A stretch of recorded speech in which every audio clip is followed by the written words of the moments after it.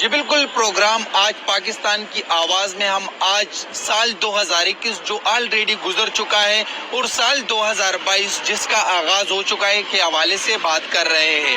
مختلف لوگوں کی مختلف رائے، کچھ سمجھتے ہیں کہ سال 2021 ان کے لیے بہترین رہا، لیکن کچھ لوگ کا یہی کہنا ہے کہ سال 2021 ان کے توقعات پر پورا نہیں اترا۔ اسی طرح کچھ لوگوں نے منصوبہ بندی کی ہوتی اور ان کے کچھ توقعات ہوتے ہیں کہ وہ 2022 میں کیا اچیو کرنا چاہتے ہیں، اور اسی طرح کچھ لوگ ہوتے ہیں کہ وہ 2022 کے حوالے سے بھی مایوس نظر آتے ہیں۔ اسی حوالے سے آج ہم عام شہری کی جو ہے وہ رائے جانیں گے کہ عام شہری کے لیے سال 2021 کیسے رہا اور سال 2022 سے ان کے کیا توقعات ہیں اور ان کے کیا پلانز ہیں کہ وہ اچیو کرنا چاہتے ہیں۔ تو ہمارے ساتھ رہیے، ہم پشاور میں عام شہریوں سے بات کریں گے۔ اس وقت ہمارے ساتھ ایک دو شہری موجود ہیں، ان سے بات کرتے ہیں۔ سمپل سادہ سوال ہے، یہ بتائیں کہ 2021 میں کیا کھویا کیا پایا؟ بسم اللہ الرحمن الرحیم، میرا نام جنید احمد ہے اور میں پشاور کا رہائشی ہوں۔ I am university graduate. 2021 کو تو ہم نے کھو دیا ہے، بس چلا گیا 2021 ختم۔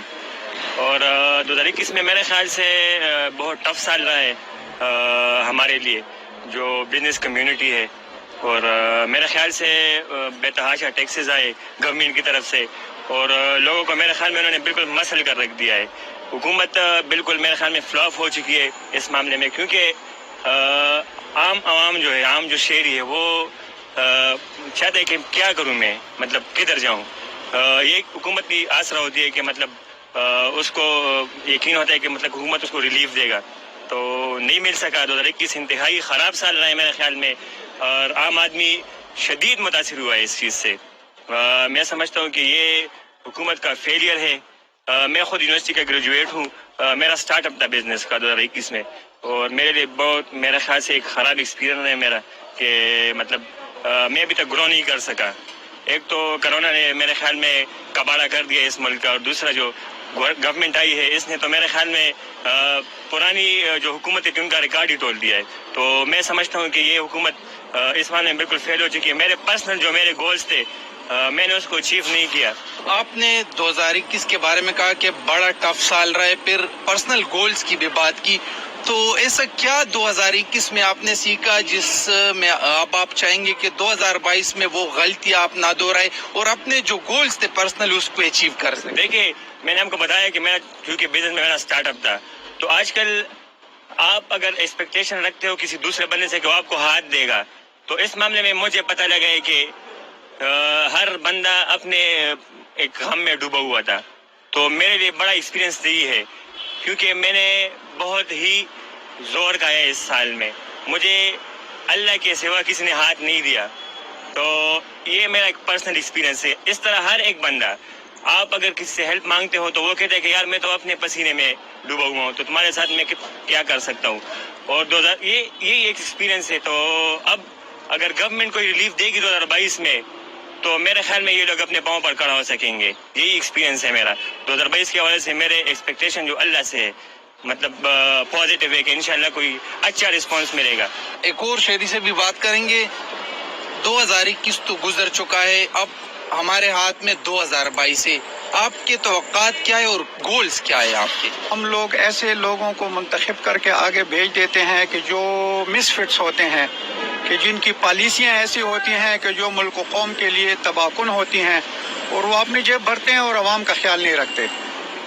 سارے پاکستان نے دیکھا کہ غریب کی کیا صورتحال ہے، کوئی اس کی مدد نہیں کر سکتا، اور جو مدد کر سکتے ہیں وہ ان کرسیوں پہ بیٹھے اپنی مدد آپ کر رہے ہیں۔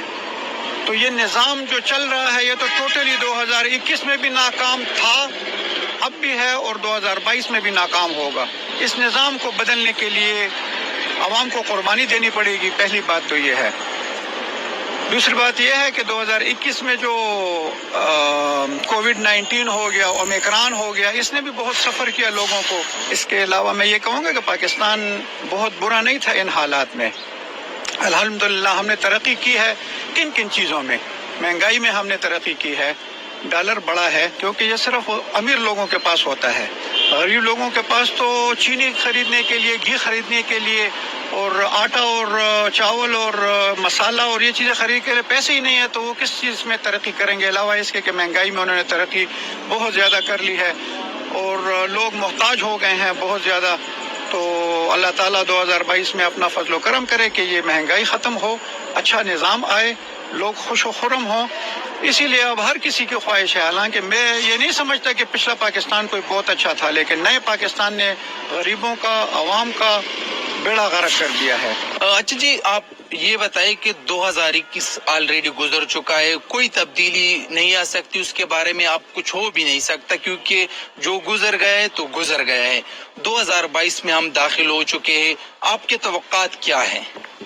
بسم اللہ الرحمن الرحیم. بہت شکریہ جی. 2022 میں ہماری کم از کم توقعات یہ ہیں کہ اللہ کرے کہ ملک میں مہنگائی کا خاتمہ ہو جائے اور یہ جو نااہل حکمران بیٹھے ہیں ان سے ہماری جان چھوٹ جائے. 2022 ہمارے لیے تبدیلی کا سال اس طرح ہونا چاہیے جو سونامی کے نام پر 2018 میں وجود پانے والی حکومت نے جو عوام کا بیڑا غرق کر دیا, تو اللہ کرے کہ 2022 میں اس حکومت سے ہماری جان چھوٹ جائے. اور یہی توقعات ہیں کہ اللہ کرے کہ جو نئی حکومت بنے اور نئے لوگ آئیں وہ مہنگائی کے خلاف کم از کم عوام کو کچھ ریلیف تو دے سکیں. مہنگائی کے حالات ایسے ہیں کہ لوگوں کے بالکل ختم ہو چکے ہیں, لوگ معاشی طور پر بالکل ختم ہو چکے ہیں. تو اگر آپ اس سے ہٹ کے بعد یہ کہتے ہیں تو 2022 اللہ کرے ہمارے لیے خوشیوں کا سال ہو, اللہ کرے ہمارے لیے کامیابیوں کا سال ہو, اللہ کرے کہ ہمارے ملک میں امن ہو رہے اور ہمارے ملک میں استحکام رہے, اور اللہ کرے کہ ہمارے حکمران جو ہمارے لیے نئے حکمران آنے والے ہیں اللہ کرے کہ وہ عوام کے لیے اچھے فیصلے کر سکیں. کیا لگتا ہے 2022 جو ہے, کیا یہ آپ کی جو امیدیں توقعات یہ پورے بھی ہو سکتے کہ یا پھر اسی طرح 2021 میں جو خواہشات اور توقعات تھے اسی طرح رہ جائیں گے, کوئی عمل درآمد ہو بھی جائے گا؟ بالکل جی, امید پہ دنیا قائم ہے, انشاءاللہ اللہ پہ بھروسہ ہے جی. اللہ کی ذات نے انشاءاللہ ہمارے لیے بہتری کا ہی پڑا, کیونکہ کچھ سختیاں جب زیادہ ہو جاتی ہیں تو اس کے بعد آسانی اور نرمی اللہ کی طرف سے پیدا ہوتی ہے. تو انشاءاللہ ہمیں امید ہے کہ 2022 ہمارے لیے بہترین سال ہوگا انشاءاللہ. ایک اور شہری سے بھی بات کرتے, انہوں نے تو بات کر لی لیکن کچھ چیزیں انسان کی پرسنل ہوتی ہے.